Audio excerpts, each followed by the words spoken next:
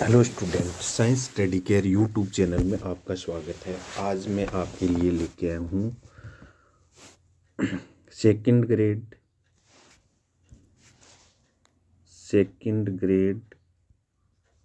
Third grade NMMS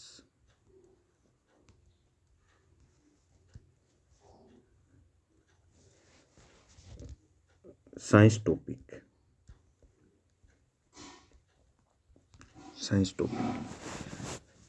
देखो, third grade के अंदर L1 और L2 में एक टॉपिक के अंदर सिलेबस में एक टॉपिक दिया गया है, रासायनिक सूत्र,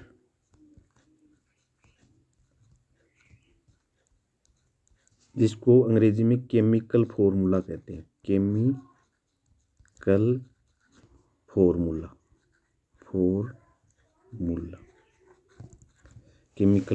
कहते हैं। केमिकल फॉर्मूला ज्ञात करने के लिए सबसे पहले कुछ विशेष बातों की अपने को आवश्यकता होती है। उसमें सबसे पहले मैं आपको बताना चाहूँगा अष्टक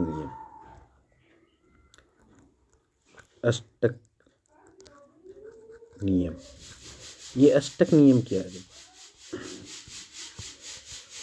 कोई भी उदासीन परमाणु ये चाहता है कि मेरे संयोजी कोश में या तो 8 इलेक्ट्रॉन हो या मैं उत्कृष्ट गैस का विन्यास धारण कर लूं। अब आपको पता होना चाहिए संयोजी कोश क्या होता है। तो किसी भी परमाणु में जो बाहर का आवरण है, बाहरी कोश है, उसको संयोजी कोश के नाम से जाना जाता है। तो इसमें मैंने जो डायग्राम बनाया है, इसके अंदर ये संयोजी कोश है और इससे पहले वाला उपांत्य कोश है, और उपांत्य कोश से पहले जो है वो पूर्व उपांत्य कोश है। यानी संयोजी कोश से पहले जो है ये उपांत्य कोश है। उपांत्य कोश के अंदर जो दूसरा है वो पूर्व उपांत्य कोश है। अपने को ये ज़्यादा ध्यान नहीं रखना है, केवल इतना ध्यान रखना है संयोजी कोश। प्रत्येक परमाणु ये चाहता है कि मेरे संयोजी कोश में या तो 8 इलेक्ट्रॉन हो या मैं उत्कृष्ट गैस का विन्यास धारण कर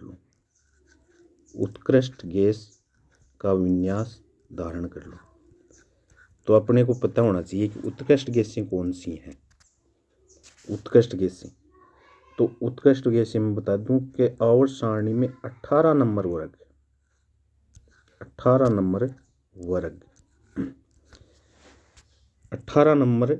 वर्ग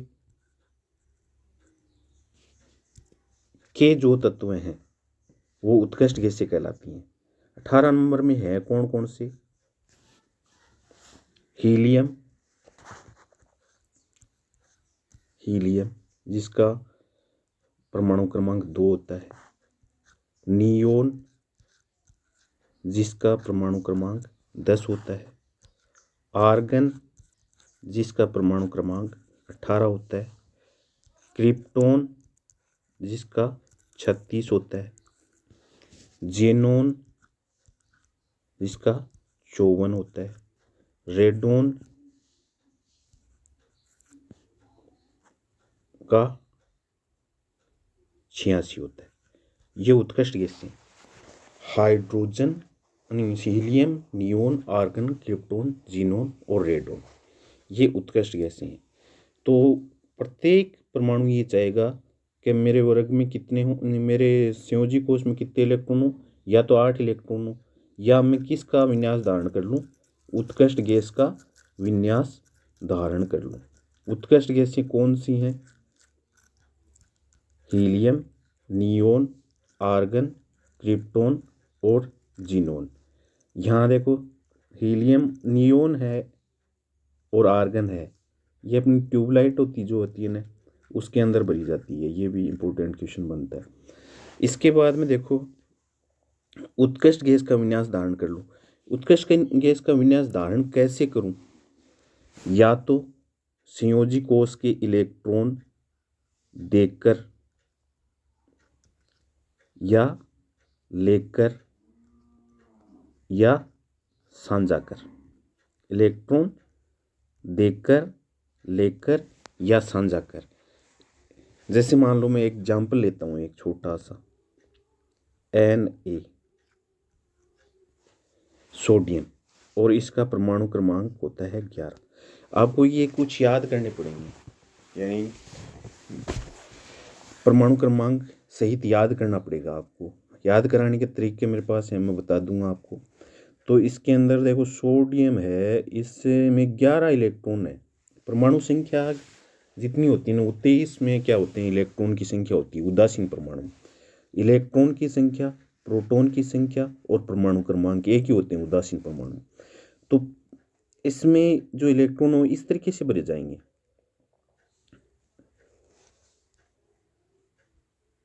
2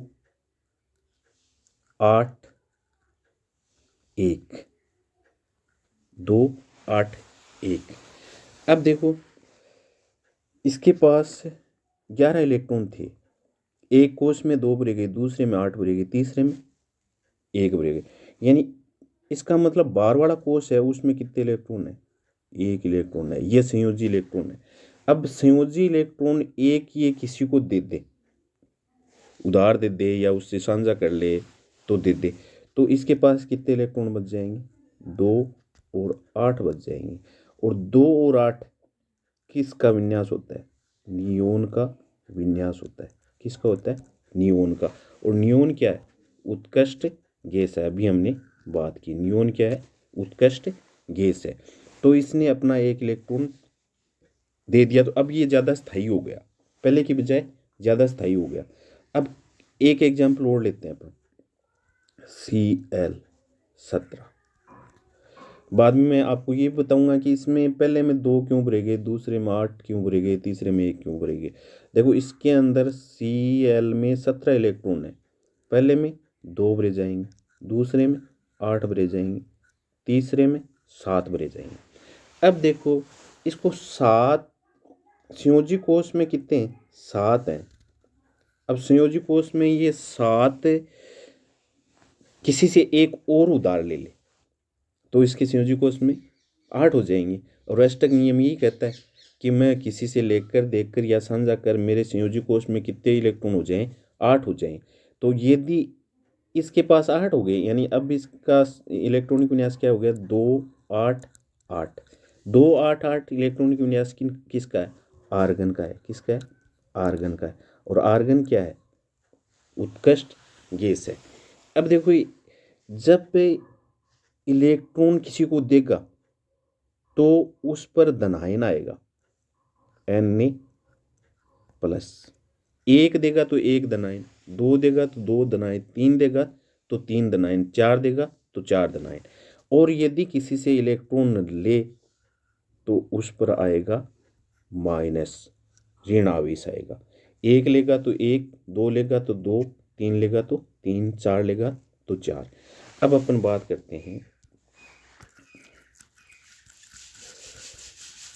कि पहले में 2 और दूसरे में 8, तीसरे में 7 या इसमें 1 भरा हुआ है, तो ये इतने क्यों भरे जाते हैं?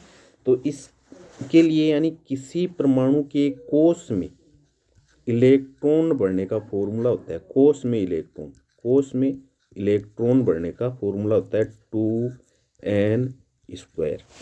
2n स्क्वायर यानी n का मान है वो होता है 1 2 3 4, है ना? 1 2 3 4। अब देखो यानी एक n का मान 1 है उसको बोलेंगे k, और 2 है उसको बोलेंगे l, 3 है उसको बोलेंगे m, और 4 है उसको बोलेंगे n, 5 है उसको p बोलेंगे। ऐसे यानी KLMN ये कोस है, KLMN ये क्या है, कोस। अब देखो n का मान k कोस के लिए कितना है, एक, एक का स्क्वायर एक, और एक को गुणा किया दो से, कितना आ गया, दो। तो k कोस में कितने इलेक्ट्रॉन भरे जाएंगे, अधिकतम कितने भरे जाएंगे, दो भरे जाएंगे। l के लिए n का मान कितना है, दो है, तो दो का स्क्वायर कितना हुआ, चार, चार को दो से गुणा किया कितना है, आठ। यानी l में कितने भरे जाएंगे, आठ भरे जाएंगे। इसी प्रकार से n का मान m के लिए कितना है, तीन है, तीन का स्क्वायर नौ, नौ को दो से गुणा किया 18। m में मैक्सिमम कितने इलेक्ट्रॉन भरे जाएंगे, 18 इलेक्ट्रॉन भरे जाएंगे, कितने, 18 भरे जाएंगे। अब देखो n का मान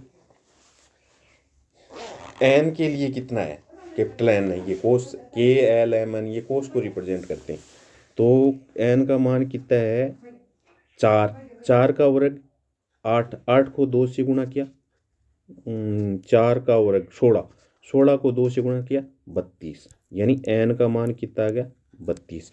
तो पहले कोस में कितने भरे जाएंगे,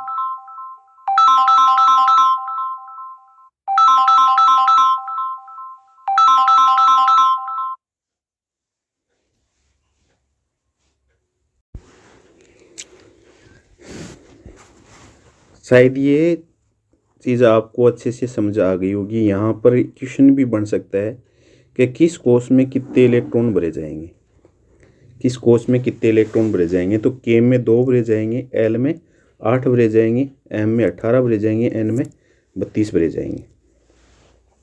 इसके बाद में आपको अष्टक नियम शायद समझ में आ गया होगा। फिर भी कोई आपको ऐसा लगे कि ये बात मेरे समझ में नहीं आई, आप कमेंट के द्वारा मुझे मैसेज द्वारा बता दें, मैं आपको और अच्छे से बता दूंगा। अब दूसरी बात, सूत्र बनाने के लिए हमें पता होना चाहिए किसी तत्व के परमाणु की संयोजकता, यानी किसी तत्व के परमाणु की संयोजकता कितनी है, ये पता होना चाहिए।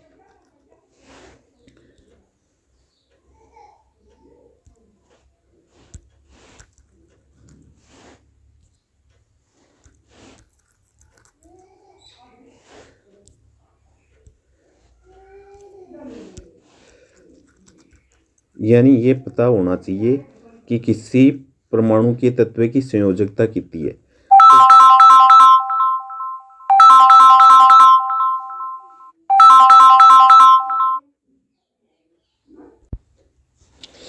अगली बात हमें क्या पता होना चाहिए, संयोजकता पता होनी चाहिए उस तत्व की। क्या पता होना चाहिए, संयोजकता, या जिसको वैलेंसी बोलते हैं, वैलेंसी।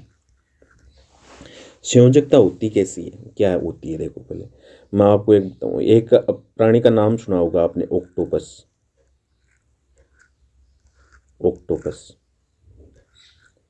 और ऑक्टोपस के 8 भुजा होती है, 8 भुजा होती है। ऐसे ही एक अपने मनुष्य है, उसके कितनी भुजा होती है, 2 भुजा होती है। तो ऑक्टोपस के तो कितनी 8 भुजा होती है, और मनुष्य के 2 भुजा होती है। अब देखो कि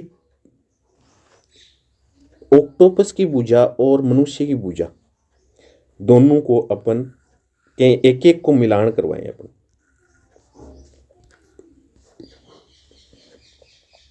ये मनुष्य की, ये ऑक्टोपस की, ये आपस में एक दूसरे को पकड़ रहे हैं।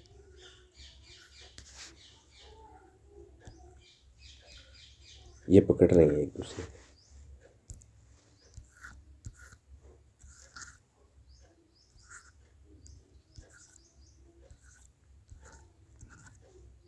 एक आदमी ने ऑक्टोपस के एक हाथ को पकड़ा और दूसरे हाथ से दूसरे हाथ को, यानी कितने ऑक्टोपस के 8 हाथ को पकड़ने के लिए कितने लोगों की जरूरत पड़ी, 4 की। कितनी, 4 की पड़ी। इसका मतलब ये हुआ कि ऑक्टोपस है उसकी वैलेंसी कितनी है, 8 है, और मनुष्य की 2 है, यानी 2 हाथ हैं वो उसकी वैलेंसी बता रहे हैं, और ऑक्टोपस की 8 भुजा हैं वो उसकी वैलेंसी को बता रहे हैं। यानी ऑक्टोपस के 2 हाथों को मनुष्य के 2 हाथ पकड़ेंगे, ऐसे नहीं 2 वैलेंसी संतुलित हो जाएगी एक आदमी के 2 हाथों से। तो हमें कितने आदमी चाहिए, 4 आदमी चाहिए। यानी ऑक्टोपस की वैलेंसी कितनी है, 8 है, और मनुष्य की वैलेंसी कितनी है, 2 है। यानी यहाँ पर अब अपने को ये तो एग्जाम्पल हुआ। अब हमें क्या करना है कि तत्वों की वैलेंसी याद होनी चाहिए अपने को। अब याद करने का एक तरीका है, मैं बता दूं आपको याद कैसे करें। तो आप इसी क्रम में याद रखो, यानी आवर्त सारणी में वर्ग 1 है ना, 1 की वैलेंसी, वर्ग 1 की वैलेंसी 1 है, वर्ग 1 की वैलेंसी 1 है। 1 में कौन कौन से तत्व हैं, H, Li, Na, K, Rb, Cs, इन सब की वैलेंसी कितनी है, 1 है। देखो वैलेंसी से पहले कोई आवेश नहीं दर्शाया जाता कि प्लस है या माइनस। अगर आपको पूछा जाए कि आवेश कितना है तो हम ये कह देंगे कि H पर दोनों तरीके के आवेश होते हैं, प्लस आवेश भी होता है और माइनस आवेश, यानी ये एक इलेक्ट्रॉन त्याग भी सकता है और ग्रहण भी कर सकता है। और इन सब पर +1 +1 +1 +1, यानी इस वर्ग 1 की, यानी hydrogen, lithium, sodium, potassium, rubidium, caesium, इस पूरे वर्ग की संयोजकता कितनी है, 1। यानी इस वर्ग में आने वाले सभी की संयोजकता कितनी है, आपको पूछा जाए सोडियम की कितनी है, 1 है, पोटेशियम की कितनी है, 1 है, लिथियम की कितनी है, 1 है, हाइड्रोजन की कितनी है, 1 है। इसके बाद में मैं आपको बता दूं वर्ग 2 है, beryllium, beryllium, magnesium, calcium, strontium, barium. इन यानी 2 नंबर वर्ग के जो हैं उनकी वैलेंसी है 2 है, आवेश +2 है। आवेश का भी अपने को की जरूरत पड़ेगी कि क्योंकि कोई भी रासायनिक सूत्र लिखने से पहले हमें धनायन वाले हैं ना उसको पहले लिखना पड़ता है, इसलिए हमें ये पता भी होना चाहिए कि आवेश कौन सा है इस पर, तो इस पर प्लस है, ठीक है। ऐसे मान लो मैं आपको बताऊं 13 number,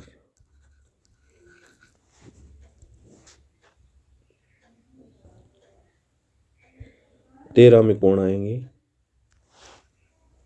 hydrogen, helium, lithium, boron, यानी बोरोन,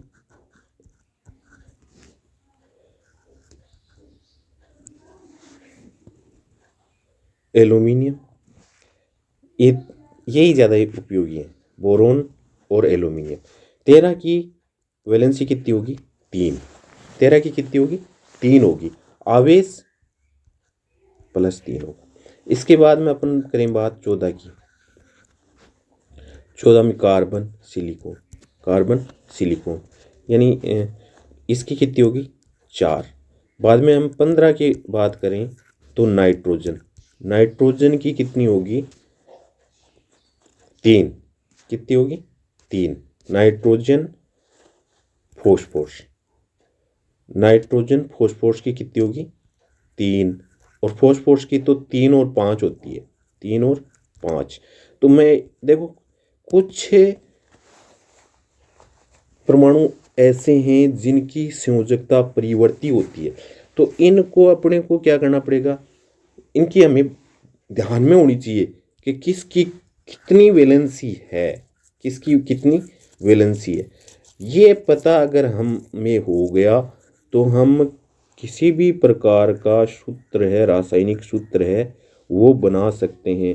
अब हमें रासायनिक सूत्र बनाते समय क्या क्या ध्यान रखना है। प्रश्न किस तरीके का आएगा, एक तो ये पूछेगा कि मान लो एक सूत्र दे दिया, कोई ये सूत्र दे दिया CaO। अब इसमें Ca पर आवेश कितना है, Ca पर आवेश कितना है तो हमें पता नहीं है, छोड़ दो एक बार। मैं एक और लिख रहा हूँ CaCl2। अब आपको कहें कि इसमें आवेश कितना है Ca पर, मान लो आप भी पता नहीं है, बाद में लिखूं AlCl3। देखो एक तरीके से हम पता कर सकते हैं, ये देखो कि Ca कौन सी सीरीज में आ रहा था, उसमें हमने वर्ग 1 में आ रहा है कि 2 में आ रहा है। 1 में आ रहा है तो 1, 2 में आ रहा है तो 2, 13 में आ रहा है तो 3, 14 में आ रहा है तो 4, और 15 में आ रहा है तो 3, और नाइट्रोजन का 3 और फॉस्फोरस का 3 और 5, 16 में आ रहा है तो 2, 16 में आ रहा है तो 2। अब देखो बात कि 16 में आ रहा है तो 2, हमने किया 16 में आ रहा है 2, इसका मतलब ऑक्सीजन है वो 16 का है, तो ऑक्सीजन की संयोजकता कितनी है 2, और कैल्शियम 2 में आ रहा है तो इसकी कितनी है 2, यानी इस पर आवेश कितना है +2, और इस पर आवेश कितना है -3। कितना है -3 है, -3 नहीं, -2 है। तो एक क्वेश्चन तो ऐसा बनेगा। अब देखो अगर मान लो अब ऐसा सूत्र आता है तो हम इजीली बता देंगे कि कितना आवेश है, कितना आवेश है। तो देखो जो Cl के पेड़ के अंदर संख्या लिखी हुई है ना, वो इसका आवेश, यहाँ Al के पैर में जो संख्या लिखी हुई है वो इसका आवेश है। ये मैंने आपको पहले बता दिया कि 2 है। अब इसके साथ आवेश ये नहीं लिखा हुआ कि माइनस है या प्लस, तो सूत्र में पहले है ना हमेशा क्या लिखेंगे, धनाएं लिखेंगे। तो Ca पर आवेश कितना आ गया +2, Al पर कितना आ गया +3। तो एक क्वेश्चन तो ऐसा पूछेंगे, एक क्वेश्चन ऐसा आ सकता है कि अपने को रासायनिक सूत्र दे दे, जैसे मैं लिख रहा हूँ Al2SO4, यानी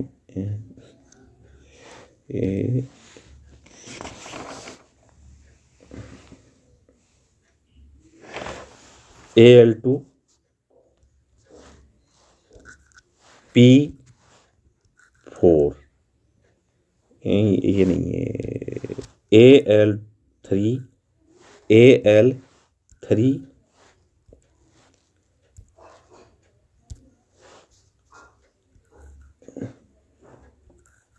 Al3PO4 ये कह दिया कि इसका नाम क्या है।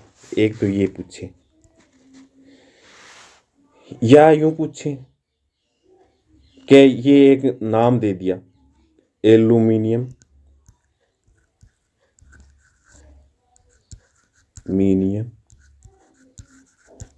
फॉस्फेट या एल्यूमिनियम सल्फाइड, इसका सूत्र क्या है। इसमें और चौथा प्रश्न बनने वाला नहीं है, आवेश नाम देखकर सूत्र पूछना और सूत्र देखकर नाम पूछना, इससे अलावा आपको इसमें कोई पूछने वाली बात है नहीं। अब देखो सूत्र बनाएं कैसे, यानी सूत्र बनाएं कैसे, यानी किस तरीके से हम सूत्र बनाएं। तो देखो पहले क्या अपने को, देखो ये चीज़ें अपने को ध्यान रखनी है, अष्टक नियम, संयोजकता, ये जरूरी है रासायनिक सूत्र पढ़ने के लिए। अब देखो सूत्र बनाएं कैसे। पहले जैसे मान लो मैं यहां लिख रहा हूं सोडियम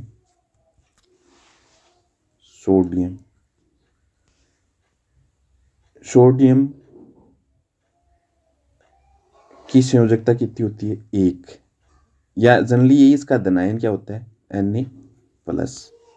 ऐसे मैं लिखूँ Mg प्लस 2, इसका Mg पर आवेश कितना होता है, प्लस 2। ये पता कहाँ से चला अपने को कि किस वर्ग का है, 1 का है तो 1, 2 का है तो 2, 13 का है तो 3, 14 का है तो, बाकी के अपने को कुछ ध्यान रखने पड़ेंगे। मैं आपको गिनती चुनती के हैं वो जो इस सूत्र में काम आते हैं उनको मैं बता दूंगा आपको। ऐसी Al है तो Al पर प्लस 3, जैसे Si है सिलिकॉन, Si प्लस 4। अब पहले तो कि इसका Na, इस पर Na प्लस ही क्यों है यार, इस पर प्लस 2 क्यों है यार, इस पर प्लस 3 क्यों है यार, इस पर प्लस 4 क्यों है यार, ये पता होना चाहिए अपने। देखो हमने अभी चर्चा की कि Na है उसके संयोजी कोष में 1 इलेक्ट्रॉन होता है, यानी 2 8 1, तो 1 त्यागने से क्या बनेगा, धनायन, त्यागने से क्या बनेगा, धनायन Na प्लस, 1 त्यागेगा तो 1 प्लस आएगा। अब देखो बात करें Mg 12, पहले कोष में कितने हैं, 2, दूसरे में 8, तीसरे में 2। अब ये कितने त्यागेगा 8 करने के लिए,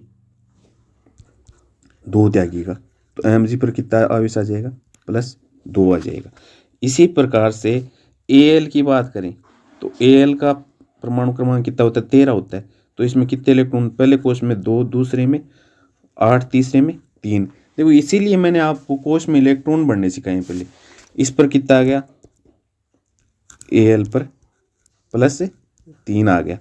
Si की बात करें, Si 14, तो इसमें Si 14 तो 2 8 4, अब ये कितने इलेक्ट्रॉन त्यागेगा, 4, Si 4 तो 4 आ जाएगा। इसी प्रकार से ये अपने को पता होना चाहिए कि कौन सा धनायन और कौन सा ऋणायन है। अब ऋणायन कौन से होंगे उनकी चर्चा करें अपन। ऋणायन कौन से होंगे, ये धनायन है,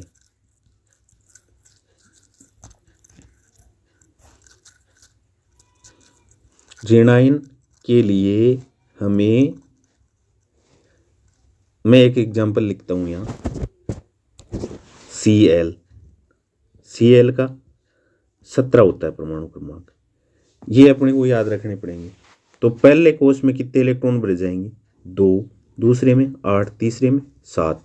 अब इसको 8 करने के लिए कितने चाहिए, 1 चाहिए, तो Cl पर क्या आ जाएगा, माइनस, यानी जब लेगा तो माइनस और देगा तो प्लस। इसके बाद में मैं एक लिखता हूँ सल्फर 16, 2 8 6। अब इसको 8 करने के लिए, संयोजी कोष में 8 करने के लिए कितने चाहिए, 2 चाहिए, तो कितना आ जाएगा, -2। ऐसे ही मान लो n है, n 7, यानी 2 और 5। अब इसको 8 करने के लिए कितने चाहिए, 3 चाहिए, तो n -3। ऐसे ही मान लो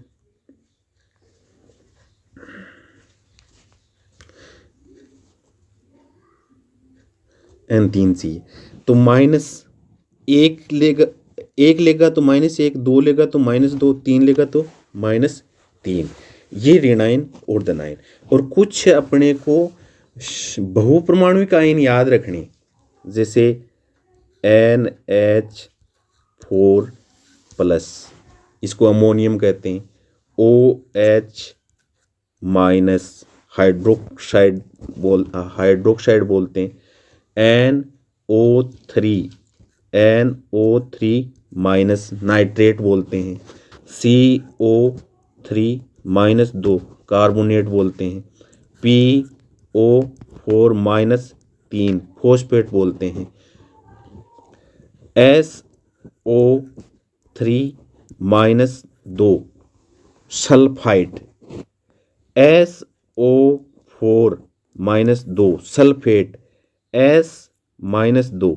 देखो ये 3 काफ़ी कंफ्यूजिंग करने वाले होते हैं। S-2 सल्फाइड है, SO3-2 यानी सल्फाइड है, SO4-2 सल्फेट है।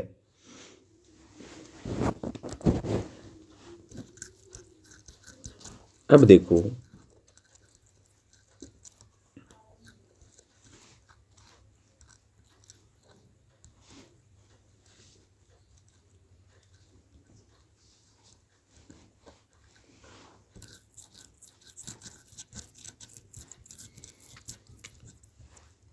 जब धनायन और ऋणायन पर समान आवेश हो तो सूत्र कैसे बनाएं? धनायन और ऋणायन, ऋण आयन पर आवेश समान हो, आवेश समान हो, आवेश समान हो। जैसे धनायन मैंने एक लिया Na+ और ऋणायन लिया Cl-। हमेशा सूत्र बनाते समय धनायन को पहले लिखा जाता है। अब देखो क्या करो कि और ऋणायन को बाद में लिखा जाता है। एक कुछ कंडीशन, एक एक्सेप्शन हो सकता है, कोई 1 2 या इतने। अब देखो कि यदि धनायन और ऋणायन पर आवेश समान है तो आवेश को मिटा दो, आवेश को मिटा दो और सीधे सीधे उनको जोड़ दो, सीधे सीधे जोड़ दिया, क्या बन गया? NaCl। अब देखो धनायन का नाम तो जैसा है ना वैसा का वैसा रखो। जैसे ये सोडियम है जिसको अपन सोडियम धनायन कह रहे थे, सोडियम धनायन कह रहे थे, और ऋणायन है उसमें लिखेगा आइड लगेगा, तो कलो इसको क्या बोलेंगे? Chloride, sodium chloride, sodium chloride. अब देखो बात करें अपन Mg+2 और Cl-। अगर आवेश असमान हो तो क्या करेंगे? आवेश को मिटा देंगे और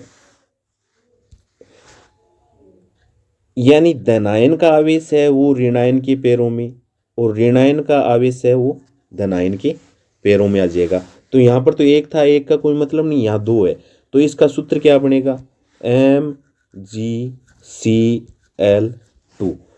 MgCl2। अब इसका नाम Mg का तो मैग्नीशियम, मैग्नीशियम, और Cl का हम Cl- का हम पढ़ रहे हैं क्लोराइड, क्लोराइड। अब देखो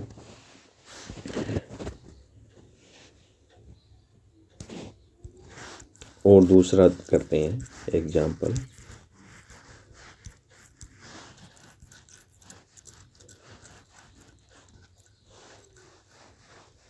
असमान आवेश की बात करें, समान हो तो सीधा सीधा कर दो, आवेश को हटा दो। समान असमान आवेश है जैसे मान लो Al+3 S-2, S-2, तो इसका सूत्र क्या होगा? पहला काम आवेश को मिटाओ, मिटा दिया। अब जो धनायन पर की संयोजकता है वो ऋणायन के पैरों में और ऋणायन की संयोजकता वो धनायन के पैरों में। ऋणायन की कितनी है? 2, तो वो धनायन के पैरों में। धनायन की कितनी है? 3, तो ऋणायन के पैरों में आ जाएगी। इसका नाम क्या हो जाएगा? देखो Al को तो एल्यूमिनियम बोलते हैं, वही नाम रखना है। धनायन में तो कोई अपने को परिवर्तन नहीं करना, एल्यूमिनियम। S-2 यानी आपको बताया था ऋणायन आएगा तो आइड जुड़ेगा, सल्फाइड, सल्फाइड, एल्यूमिनियम सल्फाइड। ऐसे ही अगर मान लो जो ऋणायन है बहुपरमाणुक है, ऋणायन क्या है? बहुपरमाणुक है, तो उस समय हम क्या करें? उस समय हम क्या करें ये बात अब देखो। जैसे मान लो Al+3 SO4-2, तो पहला काम तो ये तो करना ही है, अपने आवेश को मिटा दो।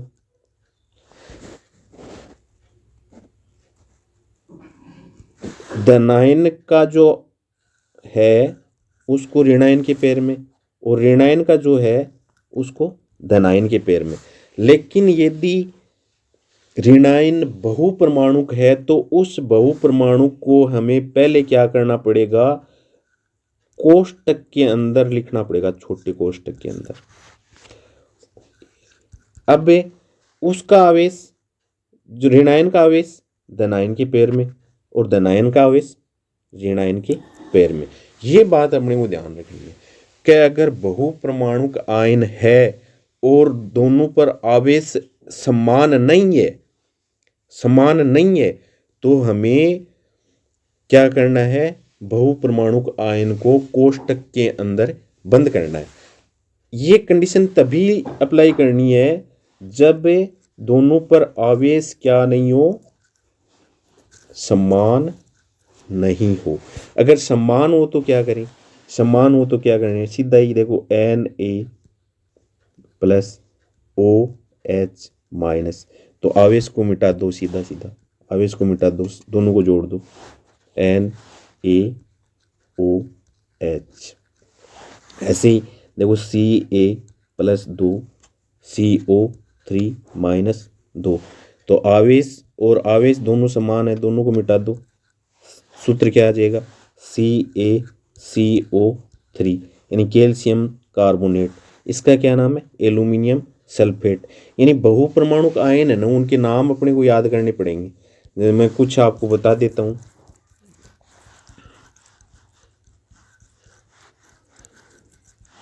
कुछ आपको मैं बता देता हूँ बहुपरमाणुक आयन। देखो OH माइनस हाइड्रोक्साइड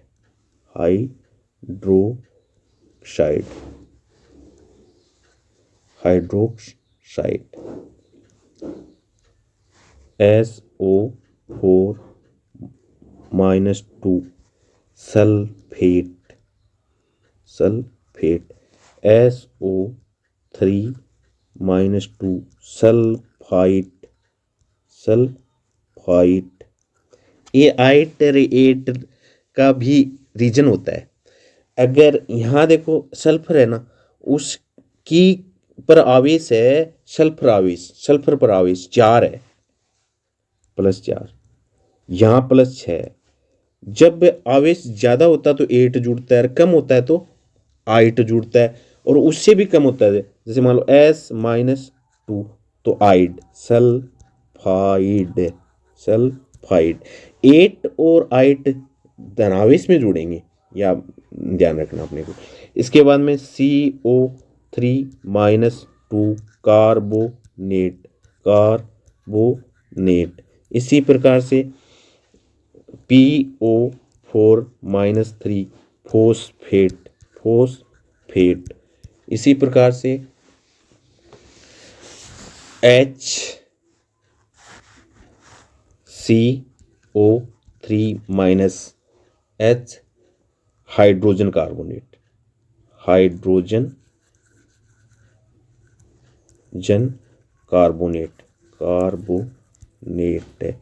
है ना।